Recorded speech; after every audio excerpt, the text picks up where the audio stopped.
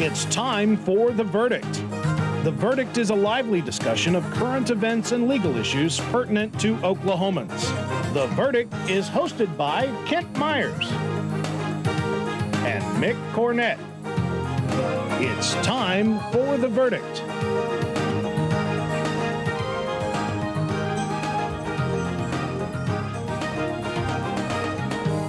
And hello once again, Mick Cornett and Kent Myers. We're back on The Verdict, and this week, Kent, we're going to talk about education. Well, not simply tonight, but for the next 3 shows, we're going to talk about education. Tonight, we're going to be talking about challenges and opportunities in secondary public education.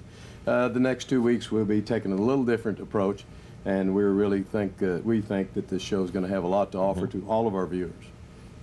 Well, it might be a good chance to kind of look back at Maps for Kids. Well, Maps for Kids is a city partnership with the Oklahoma City School District and other school districts. Tell us about it. Well, there's a lot of numbers involved, but Maps for Kids basically works like this. In November of 2001, citizens in Oklahoma City went to the polls and decided to tax themselves a penny on the dollar for 7 years. On that same night, voters in the Oklahoma City public school system passed a bond issue, and those two issues combined totaled about $700 million. 180 in the bond issue, about $510 million or so is projected from Maps for Kids. So that 180 obviously goes all to the Oklahoma City public school system. Out of that 510, 70% goes to the Oklahoma City public school system, and 30% goes to the suburban schools. Those suburban schools divide up that 30% based on the number of Oklahoma City students they have that attend those suburban schools. The largest school district is Putnam City in that scenario, and they'll receive probably around $50 million, or about a third of that suburban money. So that's roughly the way it sets out. So it's in operation. The money's being spent. The improvements are being made. It is. We're in the 3rd year of collecting the penny on the dollar, and it's a 7-year process. So we'll be collecting it for 4 more years after that. The projects will continue to unfold, 2006 being the big year with 3 high schools opening up brand new in the Oklahoma City public school system. Well, I'm sure our guests will want to talk about that. We will get to it. We're starting a series on education right here on The Verdict. We'll be right back.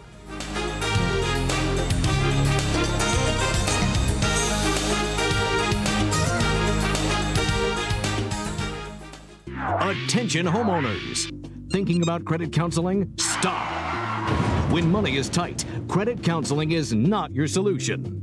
As a homeowner, you qualify for real answers from Sound Mortgage Group. Act now to solve open collections, late payments, charge-offs, judgments, and high interest rates. Don't wait until it's too late. Get help now. Hello, I'm Jason Winder, Vice President of Sound Mortgage Group. Get the help you need today with just one call. Our trained mortgage specialists will review your credit at no cost. With every mortgage solution, you'll receive our exclusive Home Cash program that negotiates lower payoffs, lowers your monthly payment, and even gives you cash at closing for home improvements or even a vacation. At Sound Mortgage Group, we care more about your credit future than your credit past. Homeowners, call Sound Mortgage Group today at 800-257-4352. Don't wait, call now. 800-257-4352. My wife suspected I had mild hearing loss, but where do you go? I turned to Hearing Planet for help. Call Hearing Planet today for your free information kit. We have the hearing aid and the payment plan that's just right for you. The call is confidential and there's no obligation. I wear mine all day long. They're that comfortable. I'm more relaxed at dinner parties. I have more confidence. I just hear better. For your free information kit about digital hearing aids, call 800-411-2691.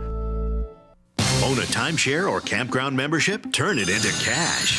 Timeshares Only got us our full asking price before our next monthly payment was due. Timeshares Only is the nation's largest, #1 most successful timeshare agency, representing properties from the biggest names in the industry. No one sells more timeshares. Call now and receive a free information kit, including 10 secrets to timeshares. You owe it to yourself to work with the best. Don't delay. Call 800-610-2791 now.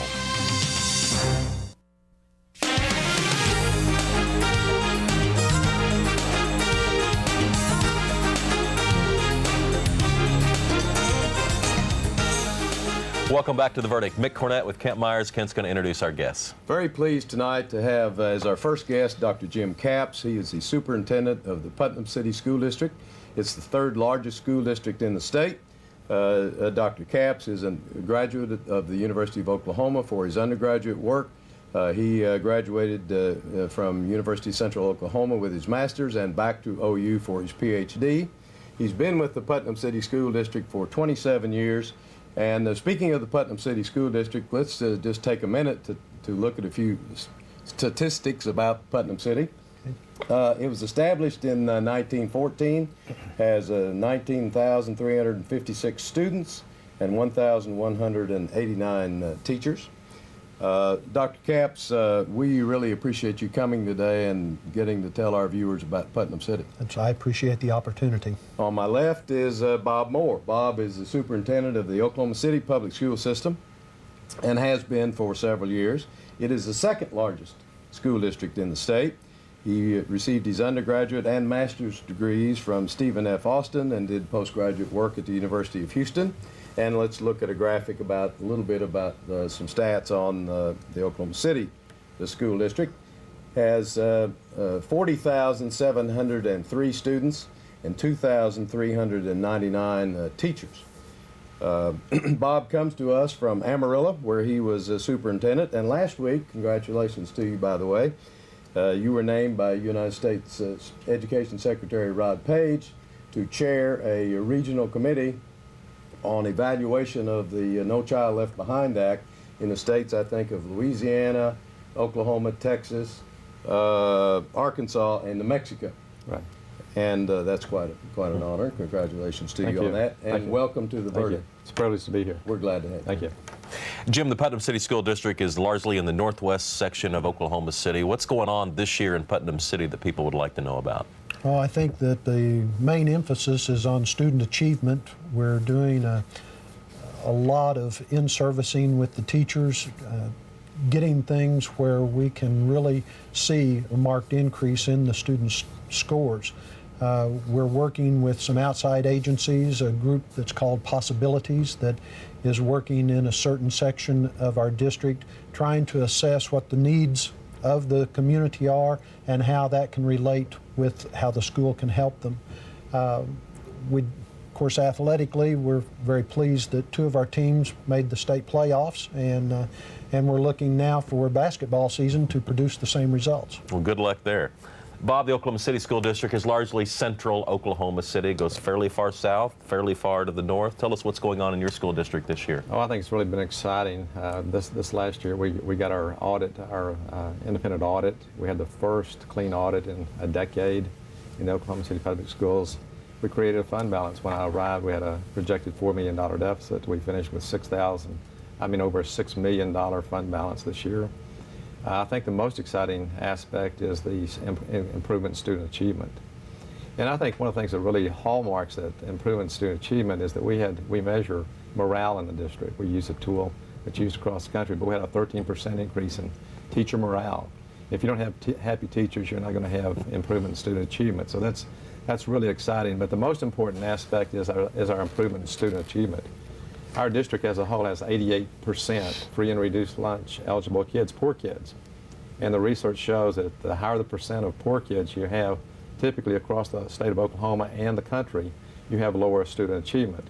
But we have many schools, we had about 10 schools this year that achieved at the level of the highest performing schools in the state of Oklahoma that have above 80, 85, 90, 95% poor kids. So those are just a few of the exciting things that are happening. Bob, let me stay with you and ask you about what Mick was talking about in the opening segment, the Maps for Kids project. How's that affecting what's happening in Oklahoma City school system? Well, I think, again, there's a lot of exciting things related to maps. That's one of the primary reasons I came to Oklahoma City was the passage of maps. I've never seen a community in the country that steps forward and passes a bond issue to the magnitude of $700 million that was passed here in Oklahoma City to show its commitment to education. And so that's one of the primary reasons I came here. The other aspect of the maps is that I do believe that unless we change what goes on in schools, that the $700 million is going to be a waste. We can build new facilities, we can put in place technology, but unless we change and improve and have quality instruction going on in schools, then it's not going to make the difference. The economy of Oklahoma is not going to grow at the rate that it should. So it's really exciting to see that and to see the improvement and achievement that's coming along. Jim, let me ask you the same question about what effect has MAPS had in Putnam City School District?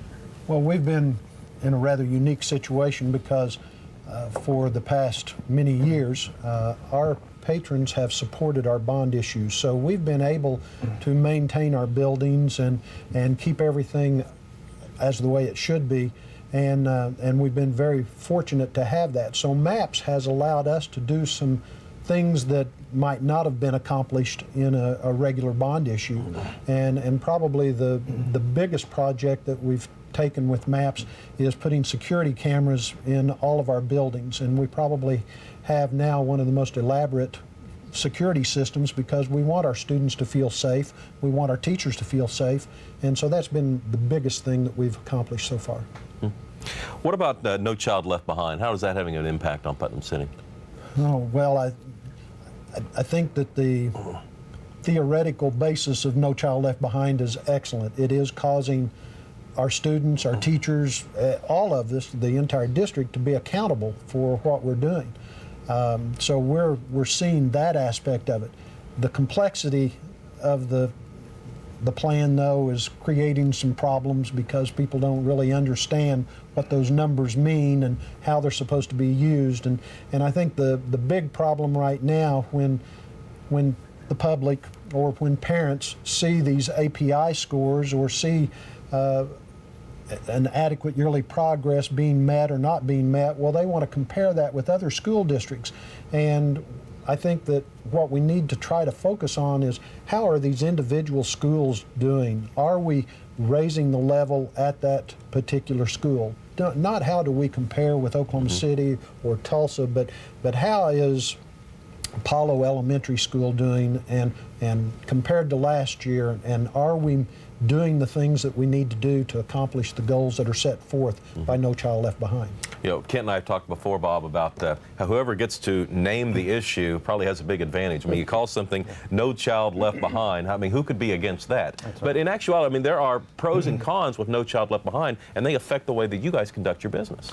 Well, I'm very supportive of No Child Left Behind. The philosophy behind it is just what the name says, that no children should be left behind. And what that requires is typically what's gone on for years and years in education is teachers teach to the average. And No Child Left Behind is really to look at these various subgroups, your minority students, your poor kids, and to look at their performance and make sure that they are achieving at comparable levels as your more affluent white children. And that's really the essence of it.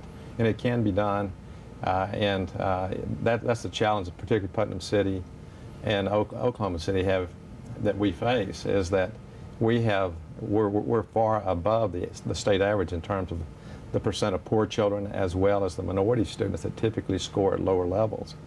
And so what I think we've got to do is keep our focus on the needs of individual kids, and that we have to emphasize as superintendents that we are making continuous improvement and progress, and we're closing that gap in achievement. Let me jump in here and get us to a break. We're visiting with Bob Moore of the Oklahoma City Public School System, Jim Capps, the superintendent at Putnam City. Kent and I'll be back, and we'll interview more with these two gentlemen when we return on The Verdict.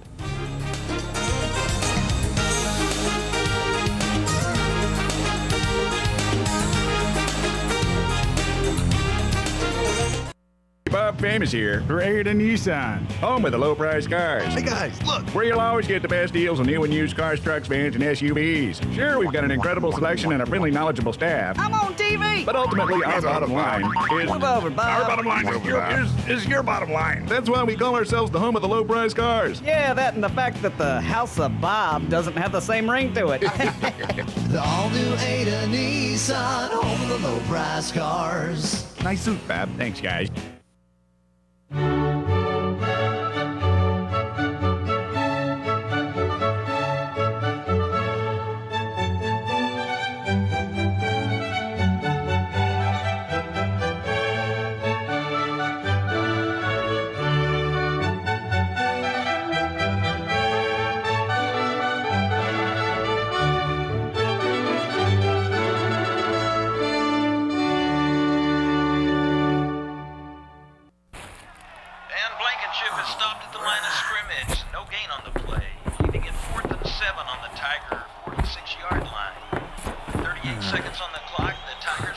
choice but to go Wiggins in to do the kicking. Here's the snap, and the kick is away.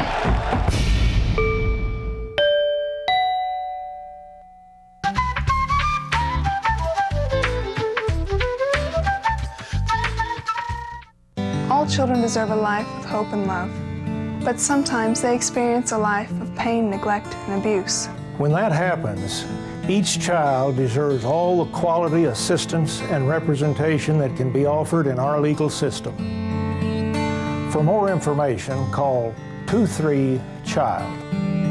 Oklahoma Lawyers for Children, helping to bring hope and love back to the lives of abused children.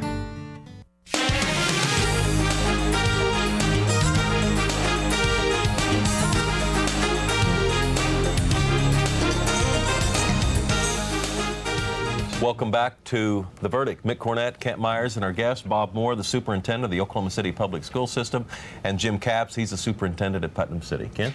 Jim, what do you see as the greatest challenge or series of challenges that your district faces? Well, particularly in relation to teacher salaries. We've all seen that report ranking Oklahoma 50th out of 51 jurisdictions on teacher salaries. What kind of a problem is that for you? Well, it's a tremendous problem, but I think even a bigger problem is student dropout. I think that we're seeing an alarming number of students that are not completing their high school education, and I think that that's part of what No Child Left Behind is focusing on. How do we reach those individuals so that they will finish? And so I see that as a real challenge. And tied into that is the teacher salaries, because we are asking them to do more. We're placing more and more demands on them with regard to the testing and the preparation and the teaching of certain objectives and how they need to get all of their reading groups together and the literacy plans, and there's just more and more. And for them to be paid at the 50th level is terrible. We're losing teachers. We have one of the greatest certification programs of any state, higher requirements, better needs for them to become teachers. Our colleges are producing excellent applicants, but when it comes time for us to be able to hire, they're going where they can earn $6,000 to $8,000 more a year. And so consequently, that does affect the kind of job that we can do in the schools. Bob, what do you see as your greatest challenges? Well, many things Jim talked about, I totally agree. One of our biggest challenges that we faced is, of course, finance and improving student performance. And one of our focuses this year was we've stabilized our financial condition somewhat, and to try to lower the teacher-pupil ratio has been one of our goals this year. But where we find ourselves right now tied to the teacher salary issue is that we have nearly 100 vacant positions as we sit here that we have been unable to fill this year.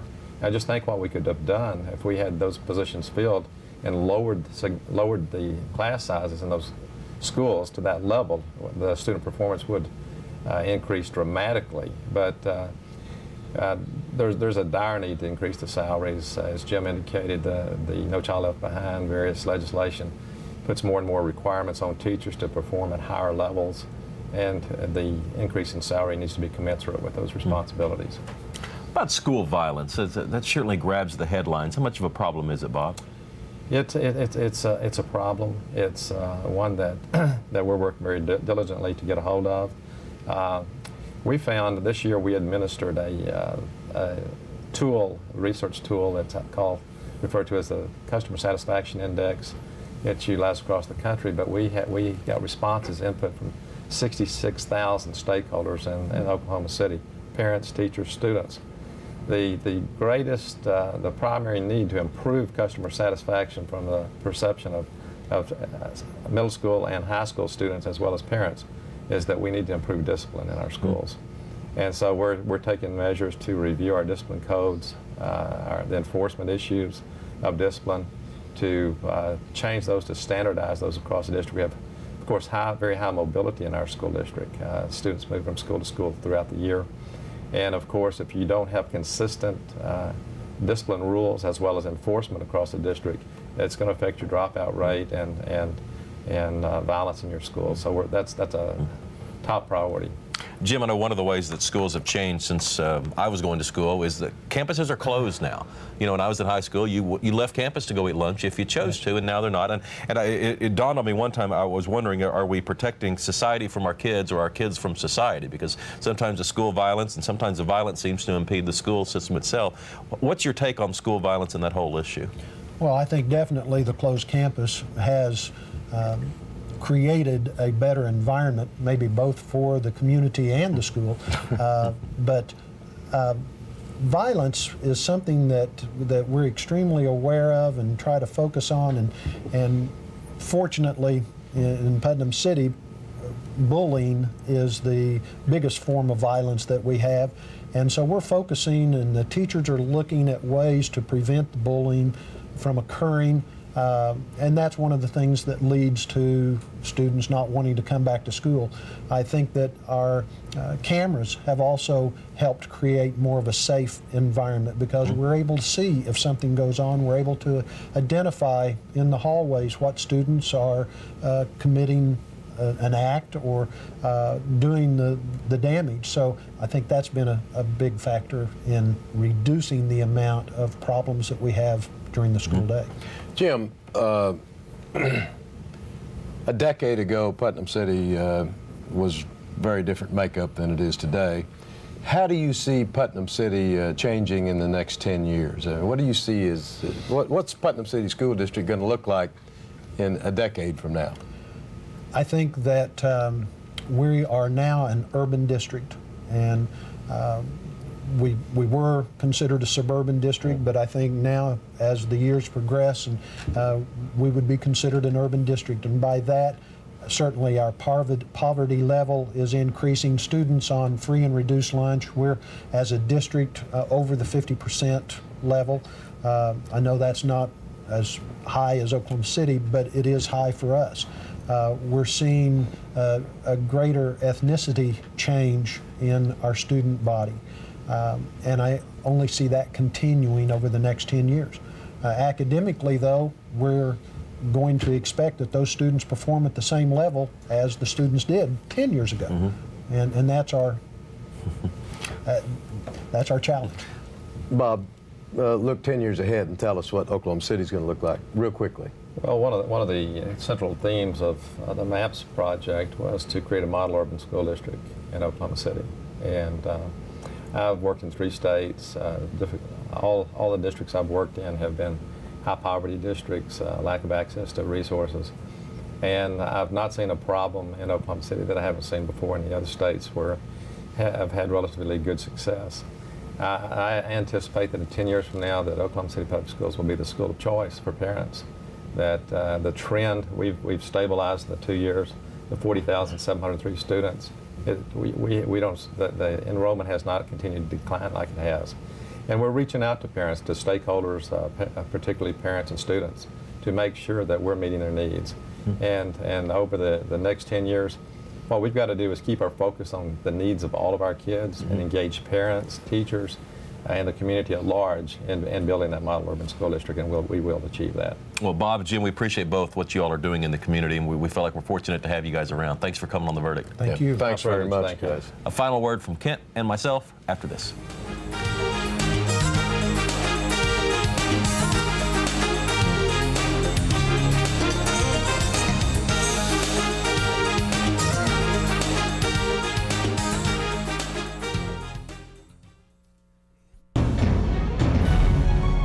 American Express Tax and Business Services. We're accountants. We do taxes, business valuations, estate planning, and consulting. And we're right here in Oklahoma, working with the owners of small and medium-sized businesses. Steve Wilsey and Stuart Meyer have the resources and the experience. American Express Tax and Business Services. In Oklahoma City, the phone number is 405-843-5311. Bringing out the best in each student. That is the simple goal and tradition of Heritage Hall. The focus on the individual shapes the educational experience at Heritage Hall. Each student benefits from small classes, able, dedicated teachers, a solid academic curriculum, and exceptional co-curricular programs of athletics, arts, community service, and other activities, parental involvement, personalized counseling, and the development of responsibility, integrity, and love of learning. If you want education taught with pride, then you want Heritage Hall. Well, hi there. I'm Bob Eubanks here for the $250,000 Great American Home Remodeling Sweepstakes. Enter instantly by just calling the number on your screen and telling the operator which prize you want to win. Choose new insulating windows and entry doors, or a beautifying kitchen refacing, or a vinyl siding installation, or exterior coating finish. And no matter what prize you choose, you'll be eligible to win one of many other great prizes, or even the $25,000 grand prize. This sweepstakes is giving away new windows and entry doors on 6 homes, 6 complete kitchen refacings, and 6 insulating vinyl siding applications or exterior coatings. Now you could win one of these prizes or another great prize, even $25,000 in cash. To enter the sweepstakes, just call the number on your screen. The only qualification is you must be a homeowner. So call right now and instantly enter the Pacesetter Great American Home Remodeling Sweepstakes. And tell them Bob Eubanks told you to call. The Journal-Record is pleased to be a sponsor of the verdict. The Journal-Record, since 1903, the best source of Oklahoma business news and legal information. On the next episode of Bananas, it's Taylor Mason. You gotta be kidding me! He's brought along a few friends. I'm not real. Roof, I'm feeling good. It's the comedy show that begs the question, are you ready to laugh? Here we go. Don't miss it when comedian, musician, and ventriloquist Taylor Mason goes bananas. Thursdays at 8 p.m. here on KSBI, Family Television for Oklahoma.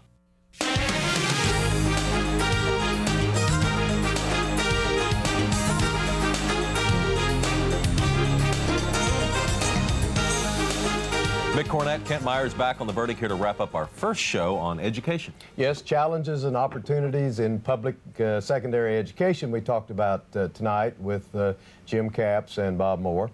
It's exciting, Mick, to think about what's going to happen in the next decade or so in those school districts and in public education generally, but more particularly in Oklahoma County or Oklahoma City because of the Maps for Kids project. As you put it, a revolutionary concept that is bringing good things to our youngest and the least kids least able to defend themselves. We're trying to provide them a good education and through the tax dollar.